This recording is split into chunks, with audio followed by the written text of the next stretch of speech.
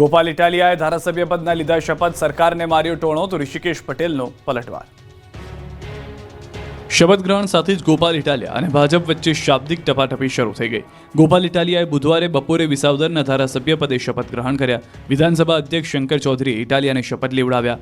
ઈસુદાન ગઢવી, મનોજ સોરઠિયા સહિત આપના નેતાઓ પણ ઉપસ્થિત રહ્યા। ઇટાલિયા ઉપરાંત કડીથી જંગી લીડથી પેટા ચૂંટણી જીતેલા ભાજપના રાજેન્દ્ર ચાવડાએ પણ શપથ લીધા। શપથ લીધા બાદ ગોપાલ ઇટાલિયાએ કાંતિ અમૃત્યાની રાજીનામાની ચેલેન્જ પર પ્રહાર કર્યા, જેના પર ઋષિકેશ પટેલે પલટવાર કર્યો અને આત્મવિશ્વાસ સાથે દાવો કર્યો કે ગુજરાતની જનતા એને 2027માં જવાબ આપશે। કોઈ કાર્યવાહી, ઠોસ નક્કર કાર્યવાહી થતી નથી। આખી સરકારે રાજીનામું આપવું જોઈએ। ગોપાલ ઇટાલિયાના રાજીનામું આપવાથી પુલ તૂટતા બંધ નહીં થાય। ગોપાલ ઇટાલિયાનું રાજીનામું આપવાથી ડ્રગ્સ વેચાતું બંધ નહીં થાય। ગોપાલ ઇટાલિયા રાજીનામું આપશે તો પેપર ફૂટતા બંધ નહીં થાય। આખી સરકાર રાજીનામું આપશે ત્યારે જ ગુજરાતની જનતાને સોનાનો સૂરજ ઉગશે, ત્યારે જ પેપર ફૂટતા બંધ થશે, બ્રિજ તૂટતા બંધ થશે, નિર્દોષ દીકરીઓને રંજાડતા ગુંડાઓ ત્યારે જ કાબૂમાં આવશે જ્યારે આખી સરકાર રાજીનામું આપશે। તો હું તો વિનંતી કરું છું કે ગુજરાતને સુખી કરવું હોય, ગુજરાતની જનતાને ગુલામીમાંથી મુક્ત કરાવી હોય તો આખી સરકાર રાજીનામું આપે। ગોપાલના રાજીનામાથી શું ફરક પડવાનો? ગોપાલભાઈને રાજીનામું આપવા માટે સરકારમાંથી કોઈએ કહ્યું નથી અને સરકાર એ કહેતી પણ નથી। લોક ચુકાદો જ્યારે આવ્યો હોય ત્યારે બાકીનો સમય પોતાના વિધાનસભા વિસ્તાર માટે એને કામ કરવું જોઈએ। બાકીના 2.5 વર્ષ એમની પાસે છે। વિસાવદરની જનતાની જે આશાઓ અને અપેક્ષા છે, અમે આશા રાખીએ કે એ પણ એ વિસાવદરની જનતાની આશાઓ અપેક્ષાઓ પૂર્ણ કરી અને ચૂંટણી ક્યાં દૂર છે, 2027ની અંદર 2.5 વર્ષ પછી સામાન્ય ચૂંટણી આવશે એટલે ગુજરાતની જનતા એને બરાબર ચુકાદો આપશે। કડીમાં જંગી વિજય બાદ ભાજપના રાજેન્દ્ર ચાવડાએ ધારાસભ્ય પદના લીધા શપથ। કડી વિધાનસભાની બેઠક પર પેટા ચૂંટણીમાં જંગી મતોથી વિજય થયા બાદ ભાજપના રાજેન્દ્ર ચાવડાએ એમએલએ પદ માટે શપથ લીધા। નવા ચૂંટાયેલા ધારાસભ્ય રાજેન્દ્ર ચાવડાએ ગીતાજી હાથમાં રાખી એમએલએ પદના શપથ લીધા। અધ્યક્ષ શંકરભાઈ ચૌધરીએ એમએલએ પદના શપથ ગ્રહણ કરાવ્યા। શપથ ગ્રહણ સમયે સીએમ ભૂપેન્દ્ર પટેલ, આરોગ્ય મંત્રી ઋષિકેશ પટેલ, સહકાર મંત્રી જગદીશ વિશ્વકર્મા, રાઘવજી પટેલ, પૂર્વ ડેપ્યુટી સીએમ નીતિન પટેલ, સંગઠન મંત્રી રત્નાકર પણ હાજર રહ્યા। શપથ લીધા બાદ રાજેન્દ્ર ચાવડાએ ખાતરી આપી કે કડીમાં વિકાસના જે કામો બાકી છે તે પૂર્ણ કરવામાં આવશે। પતિ ચૈતર વસાવાને છોડાવવા રસ્તા પર ઉતરી બંને પત્ની।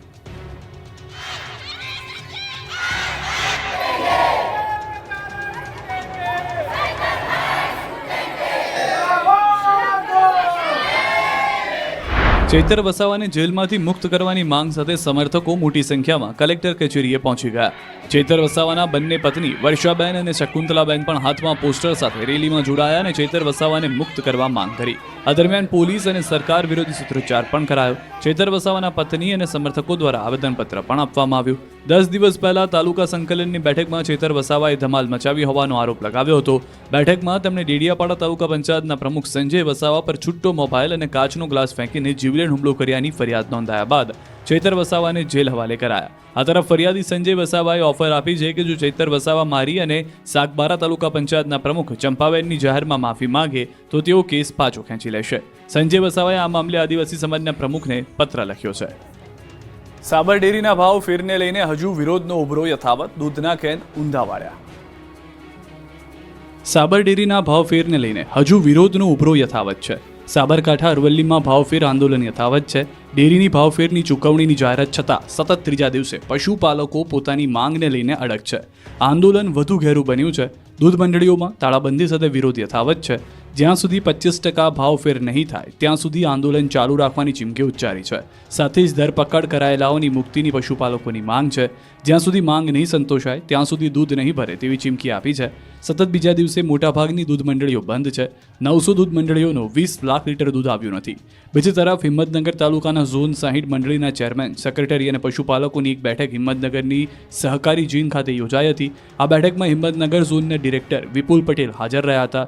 ડિરેક્ટર દ્વારા પશુપાલકોને આંદોલન પૂર્ણ કરવા સમજાવવામાં આવ્યા હતા।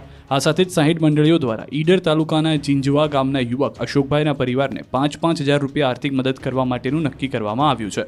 તો પશુપાલકોના વિરોધમાં ખેડબ્રહ્મા એમએલએ તુષાર ચૌધરીની આગેવાનીમાં બેઠક મળી હતી। આંદોલનને લઈને આગામી રણનીતિ ઘડાશે। ભાવફેરને લઈને પશુપાલકોનો સતત ત્રીજા દિવસે ઉગ્ર વિરોધ. અરવલ્લી જિલ્લામાં પશુપાલકોનો વિરોધ યથાવત જોવા મળ્યો. મેઘરજમાં પશુપાલકોએ ઉગ્ર વિરોધ દર્શાવ્યો. મેઘરજ માલપુર ચોકડી ખાતે રસ્તા પર દૂધ ઢોળી વિરોધ પ્રદર્શન કર્યું. પશુપાલકોએ દૂધ ભરેલા કેન રોડ પર ઢોળી નાખ્યા. રસ્તા પર દૂધની નદી વહેતી હોય તેવા દ્રશ્યો જોવા મળ્યા. યોગ્ય ભાવફેર આપવા પશુપાલકોએ માંગ કરી.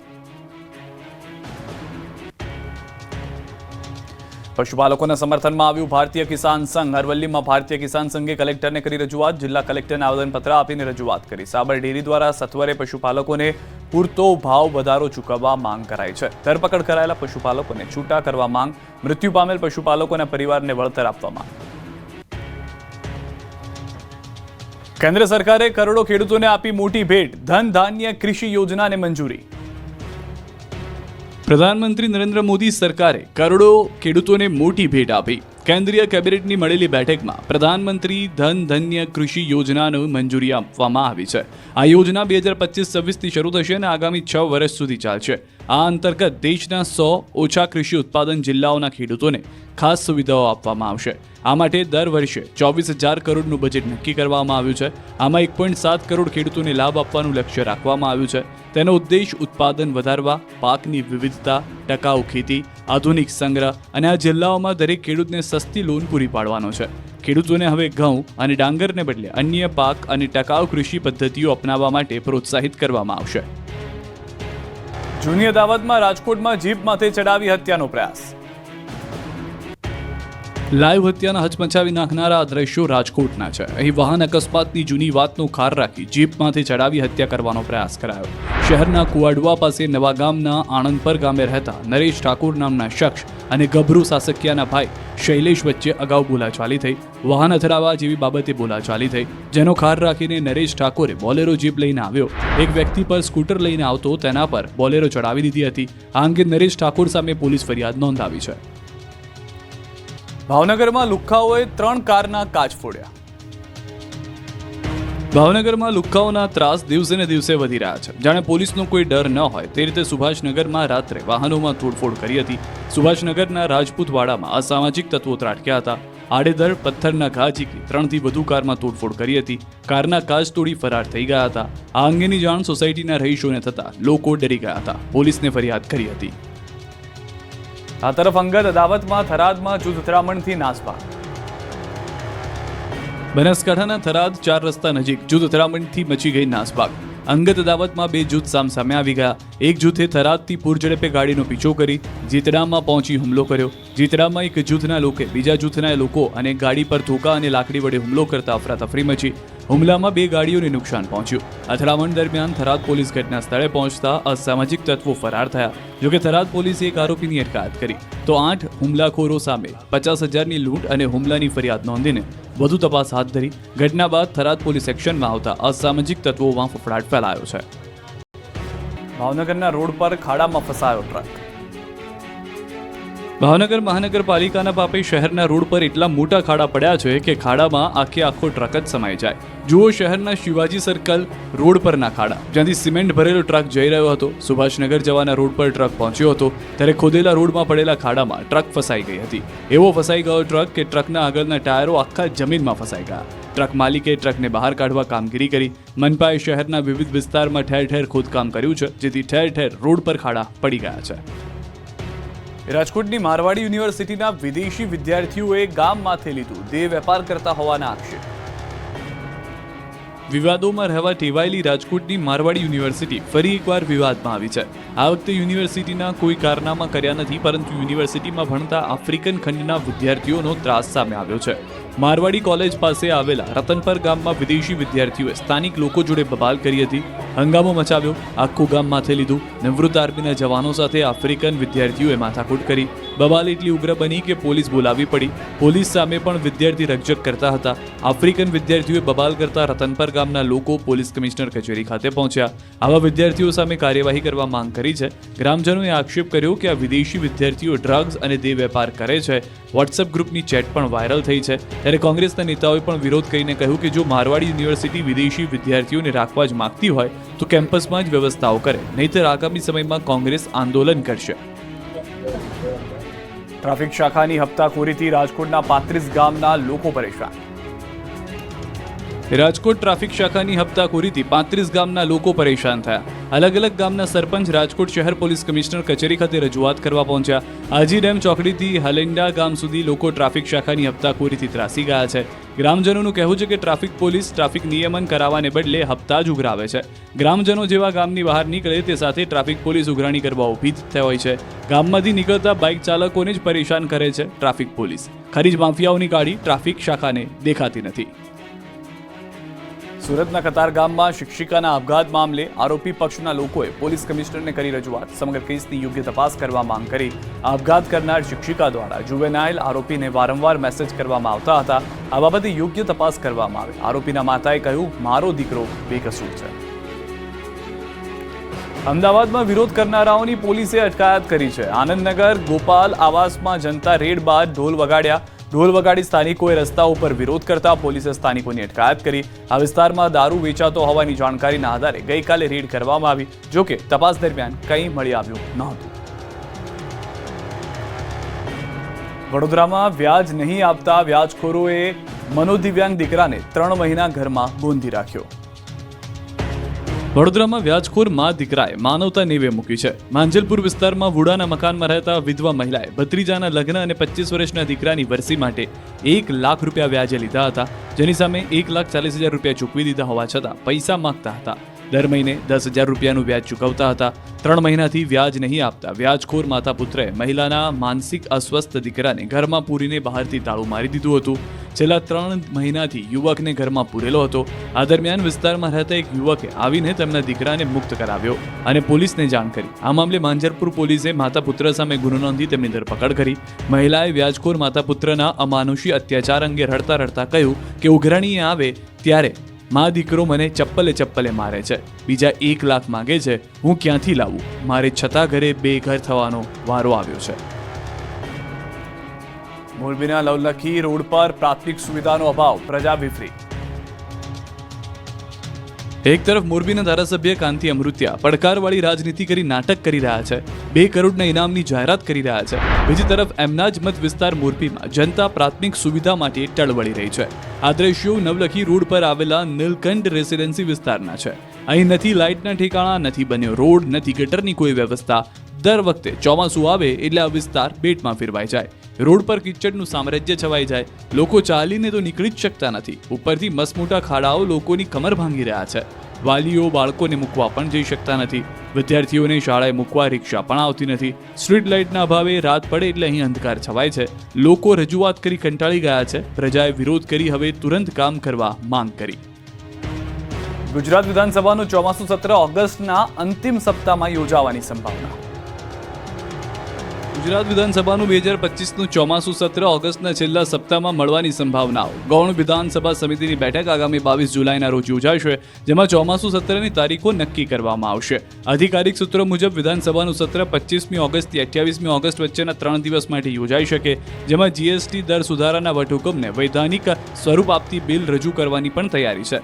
લાંબા સમય બાદ આ વખતના વિધાનસભા ગૃહમાં 182 ધારાસભ્યો હાજર રહેશે. નવી રચાયેલી મહાનગરપાલિકાનું સીમાંકન થશે. નવી રચાયેલી મહાનગરપાલિકાના સીમાંકનના આદેશ આવી ગયા છે. નવી રચાયેલી નવસારી, પોરબંદર, સુરેન્દ્રનગર, વાપી, મહેસાણા, આણંદ, ગાંધીધામ, મોરબી અને નડિયાદ મનપાના સીમાંકનના આદેશ જાહેર કરાયા. દરેક મનપામાં 13 વોર્ડ, 52 બેઠકો હશે. 50% મહિલા ઉમેદવારો માટે અનામત રહેશે. કુલ બેઠકના 27% એટલે કે 14 બેઠકો ઓબીસી ઉમેદવાર માટે અનામત રહેશે. આ નવી મ્યુનિસિપલ કોર્પોરેશન માટે આગામી 1 વર્ષની અંદર ચૂંટણી યોજાય તેવી શક્યતા છે. કુતિયાણામાં 2 મહિનાના બાળક પર 4 શ્વાન તૂટી પડ્યા. રાજ્યમાં રખડતા ઢોર અને શ્વાનના હુમલાની ઘટનાઓ સતત વધી રહી છે. ત્યારે પોરબંદરના કુતિયાણામાં પણ હચમચાવતી ઘટના સામે આવી.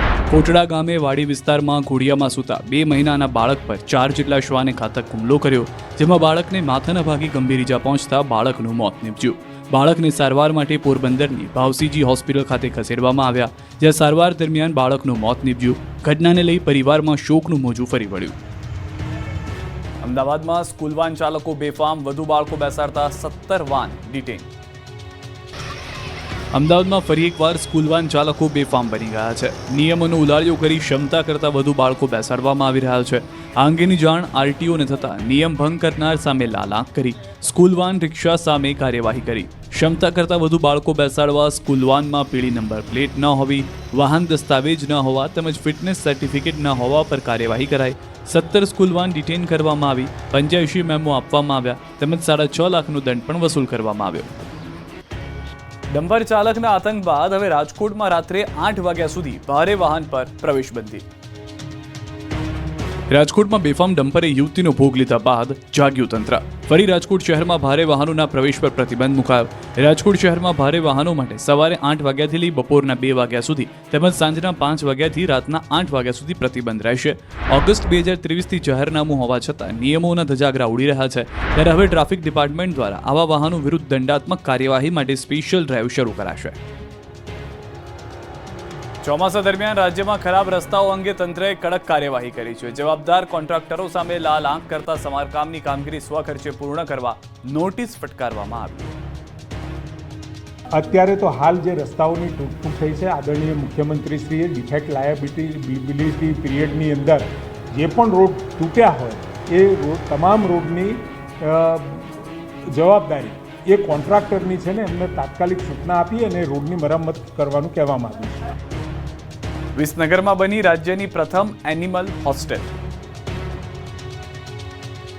વિદ્યાર્થીઓ માટે હોસ્ટેલ હોય પરંતુ રાજ્યમાં પ્રથમવાર બની પશુઓ માટે હોસ્ટેલ. વિસનગરના કાંસામાં રાજ્યની પ્રથમ સહકારી એનિમલ હોસ્ટેલ બની. વિસનગર તાલુકાના કાંસા ગામની ગણપતિપરા દૂધ ઉત્પાદક સહકારી મંડળીએ પોતાના 125 પશુપાલકો માટે 8 વીઘા જમીનમાં એનિમલ હોસ્ટેલ વિકસાવી ગુજરાતનું પ્રથમ મોડલ તૈયાર કર્યું. આ એનિમલ હોસ્ટેલમાં 125 શેડમાં 500 પશુઓ રહી શકે છે. પશુઓ માટે ઘાસચારો, ઉકરડા, પાણી સહિતની તમામ વ્યવસ્થા આ એક જ સ્થળે કરવામાં આવી છે, જેનો સૌથી મોટો ફાયદો ગામને એ થયો કે ગંદકીથી મુક્તિ મળી. પશુપાલકોને ફક્ત 2 લાખ રૂપિયામાં તમામ વ્યવસ્થા કરી આપવામાં આવતા પશુપાલકો હાલમાં ખુશખુશાલ છે. પશુઓ બીમાર પડે તો તેમને સારવાર માટે અલગથી બીજદાન કેન્દ્ર પણ બનાવવામાં આવ્યું છે, જેમાં વેટરનરી તબીબ આ પશુઓને સારવાર કરે છે તેમજ બીજદાન માટે ઘોડીઓ પણ ઊભી કરાય છે. કરોડોના ખર્ચે બનેલી જૂનાગઢ સિવિલ હોસ્પિટલમાં દર્દીઓને અનેક મુશ્કેલીઓનો સામનો કરવો પડી રહ્યો છે. આમ આદમી પાર્ટીના નેતા અને કાર્યકર્તાઓ હોસ્પિટલે પહોંચી જનતા રેડ કરી. તે દરમિયાન એક સગર્ભા મહિલા દર્દીએ રડતા રડતા હેરાનગતિની જાણકારી આપી. દરરોજ હજારો દર્દી સારવાર માટે આવતા હોવા છતાં હોસ્પિટલની લિફ્ટ બંધ હાલતમાં છે. ઉપરાંત ગંદકી અને કેસબારીઓ પણ પૂરતી ન હોવાથી દર્દી હેરાન થાય છે. ન છૂટકે ખાનગી હોસ્પિટલ તરફ ધકેલાય છે. ત્યારે આમ આદમી પાર્ટીના નેતા રેશમા પટેલે મેડિકલ સુપ્રિન્ટેન્ડન્ટને સમસ્યાનું નિરાકરણ લાવવા માંગ કરી. બારડોલીમાં દશામાના વ્રતની તૈયારીઓને આખરી ઓપ અપાયો. આ વખતે મૂર્તિ ખરીદવી મોંઘી પડશે. સુરતના બારડોલીમાં દશામાના વ્રતની તડામાર તૈયારીઓ ચાલી રહી છે. સુરતના બારડોલીમાં મૂર્તિકારોમાં ચહલપહલ જોવા મળી. બારડોલીના તાજપોર ખાતે આવેલ મૂર્તિ ભંડારમાં 2 માસથી મૂર્તિકારો માતાજીની મૂર્તિ બનાવી રહ્યા હતા. હવે અંતિમ ઓપ અપાઈ રહ્યો છે. માતાજીની મૂર્તિ બનાવતા મૂર્તિકારો અંતિમ ઓપ આપવાની તૈયારીમાં લાગી ગયા. દશામાના વ્રતને લઈને વેપારીઓએ પણ મૂર્તિ વેચાણ માટે સ્ટોલ લગાવી દીધા. ગત વર્ષ કરતાં મૂર્તિના મટીરિયલમાં 10 થી 12% સુધીનો વધારો જોવા મળ્યો, જેની અસર ભાવમાં જોવા મળી. છતાં લોકોને ઉત્સાહ યથાવત રહેતા આ વખતે 20,000થી વધુ મૂર્તિઓ બનાવવામાં આવી છે. આ મૂર્તિઓ સુરત સહિત દક્ષિણ ગુજરાત અને મહારાષ્ટ્ર સહિતના રાજ્યોમાં જાય છે. તાજપુર નજીક બંગાળી પરિવારો સ્થાયી થયા છે, જેઓ વર્ષ દરમિયાન મૂર્તિ બનાવવાના વ્યવસાયમાં જ જોતરાયેલા રહે છે. 30થી વધુ પરિવારોનું ગુજરાન આ વ્યવસાય પર ચાલે છે. મધ્ય ગુજરાતમાં સારા વરસાદને કારણે આણંદના સોજિત્રામાં ડાંગરની વાવણીના ખેડૂતોએ શ્રી ગણેશ કર્યા. આ તરફ મધ્ય ગુજરાતમાં પણ ડાંગરની વાવણી ખેડૂતોએ શરૂ કરી છે. મધ્ય ગુજરાતનો આણંદ જિલ્લો અને ખાસ કરીને સોજિત્રા તાલુકામાં ડાંગરની મોટા પ્રમાણમાં ખેતી કરવામાં આવે છે.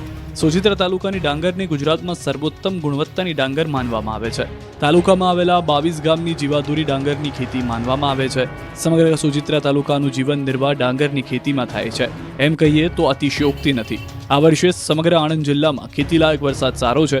સોજિત્રા તાલુકામાં પણ ડાંગરની ખેતીલાયક વરસાદ શરૂ થયો છે. ત્યારે સોજિત્રા તાલુકાના ખેડૂતોએ ડાંગરની વાવણી શરૂ કરી. સોજિત્રા તાલુકાની ડાંગરની ખેતીમાં ખેડૂત પરિવારની મહિલાઓ પણ ડાંગરની વાવણી પોતાના પરિવારના સભ્યોને શ્રમ યોગદાન આપી રહી છે. મહિલાઓ પણ ડાંગરની વાવણીમાં ઉત્સાહ સાથે જોડાય છે. ખેડૂતોને આશા છે કે આગળ આવનાર સમયમાં ચોમાસું સારું રહે અને ડાંગર સારી પાકે તો તેમની આવનાર દિવાળી સુધરે. ષષ્ઠી સમાચાર. ગાંધીધામના આંગડિયા પેઢી સંચાલકનું અપહરણ થતા ચકચાર. સંકેત નિધિ આંગડિયા પેઢીના સંચાલકનું થયું હતું અપહરણ. કારમાં આવેલા શખ્સોએ કેતન કાંકરેચાનું કર્યું હતું અપહરણ. સમગ્ર ઘટનાના સીસીટીવી ફૂટેજ આવ્યા છે સામે. પૂર્વ કચ્છ પોલીસે વિવિધ ટીમો બનાવી તાત્કાલિક કાર્યવાહી કરી સીસીટીવીના આધારે આરોપીઓનો પીછો કરતા પેઢી સંચાલક સુરક્ષિત મળી આવ્યા.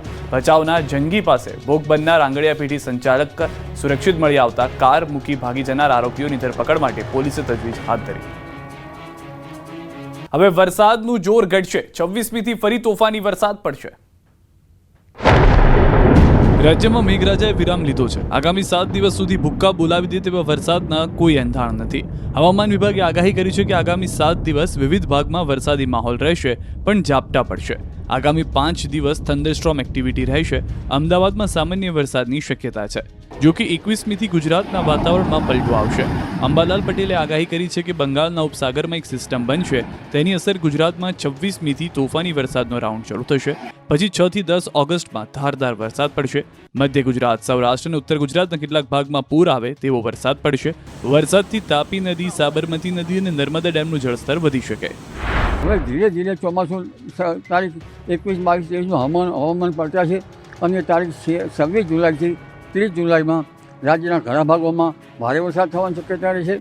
આ ઉપરાંત લગભગ ઓગસ્ટમાં થોડુંક ફેરફાર થતાં સહેજ બ્રેક આવવાની શક્યતા રહેશે. 1 ઓગસ્ટે વાદળ થશે. 7 થી 10 ઓગસ્ટમાં વરસાદ થવાની શક્યતા રહેશે. ખાસ કરીને દક્ષિણ ભારતમાં વરસાદ થવાની શક્યતા વધારે રહેશે. ઓગસ્ટ માસના વરસાદથી તાપી નદીનું જળસ્તર વધવાની શક્યતા રહેશે. છોટાઉદેપુરની ઓરસંગ નદીમાં ઘોડાપૂર. વગર વરસાદે છોટાઉદેપુરની ઓરસંગ નદીમાં આવ્યું ઘોડાપૂર. છોટાઉદેપુરના રામપુરા પાસે નદીનું રૌદ્ર સ્વરૂપ જોવા મળ્યું. રાત્રિના સમયે મધ્યપ્રદેશમાં ધોધમાર વરસાદ પડતા ગામની નદી ગાંડીતુર બનીને વહી હતી. ઘોડાપૂર જેવા દ્રશ્યો સામે આવ્યા. છોટાઉદેપુરમાં 5 દિવસથી વરસાદ નથી, છતાં નદીમાં આવક થતાં લોકો કુતૂહલવશ નદી જોવા ઉમટ્યા. ગોપાલ ઇટાલિયાએ ધારાસભ્ય પદના લીધા શપથ. સરકારને માર્યો ટોણો તો ઋષિકેશ પટેલનો પલટવાર. શપથ ગ્રહણ સાથે જ ગોપાલ ઇટાલિયા અને ભાજપ વચ્ચે શાબ્દિક ટપાટપી શરૂ થઈ ગઈ. ગોપાલ ઇટાલિયાએ બુધવારે બપોરે વિસાવદરના ધારાસભ્ય પદે શપથ ગ્રહણ કર્યા. વિધાનસભા અધ્યક્ષ શંકર ચૌધરીએ ઇટાલિયાને શપથ લેવડાવ્યા. ઈસુદાન ગઢવી, મનોજ સોરઠિયા સહિત આપના નેતાઓ પણ ઉપસ્થિત રહ્યા. ઇટાલિયા ઉપરાંત કડીથી જંગી લીડથી પેટા ચૂંટણી જીતેલા ભાજપના રાજેન્દ્ર ચાવડાએ પણ શપથ લીધા. શપથ લીધા બાદ ગોપાલ ઇટાલિયાએ કાંતિ અમૃત્યાની રાજીનામાની ચેલેન્જ પર પ્રહાર કર્યા, જેના પર ઋષિકેશ પટેલે પલટવાર કર્યો અને આત્મવિશ્વાસ સાથે દાવો કર્યો કે ગુજરાતની જનતા એને 2027માં જવાબ આપશે. કોઈ કાર્યવાહી, ઠોસ નક્કર કાર્યવાહી થતી નથી. આખી સરકારે રાજીનામું આપવું જોઈએ. ગોપાલ ઇટાલિયાના રાજીનામું આપવાથી પુલ તૂટતા બંધ નહીં થાય. ગોપાલ ઇટાલિયાનું રાજીનામું આપવાથી ડ્રગ્સ વેચાતું બંધ નહીં થાય. ગોપાલ ઇટાલિયા રાજીનામું આપશે તો પેપર ફૂટતા બંધ નહીં થાય. આખી સરકાર રાજીનામું આપશે ત્યારે જ ગુજરાતની જનતાને સોનાનો સૂરજ ઉગશે. ત્યારે જ પેપર ફૂટતા બંધ થશે, બ્રિજ તૂટતા બંધ થશે, નિર્દોષ દીકરીઓને રંજાડતા ગુંડાઓ ત્યારે જ કાબૂમાં આવશે જ્યારે આખી સરકાર રાજીનામું આપશે. તો હું તો વિનંતી કરું છું કે ગુજરાતને સુખી કરવું હોય, ગુજરાતની જનતાને ગુલામીમાંથી મુક્ત કરાવી હોય તો આખી સરકાર રાજીનામું આપે. ગોપાલના રાજીનામાથી શું ફરક પડવાનો? ગોપાલભાઈને રાજીનામું આપવા માટે સરકારમાંથી કોઈએ કહ્યું નથી અને સરકાર એ કહેતી પણ નથી. લોક ચુકાદો જ્યારે આવ્યો હોય ત્યારે બાકીનો સમય પોતાના વિધાનસભા વિસ્તાર માટે એને કામ કરવું જોઈએ. બાકીના 2.5 વર્ષ એમની પાસે છે. વિસાવદરની જનતાની જે આશાઓ અને અપેક્ષા છે, અમે આશા રાખીએ કે એ પણ એ વિસાવદરની જનતાની આશાઓ અપેક્ષાઓ પૂર્ણ કરી અને ચૂંટણી જ્યાં દૂર છે 2027ની અંદર 2.5 વર્ષ પછી સામાન્ય ચૂંટણી આવશે.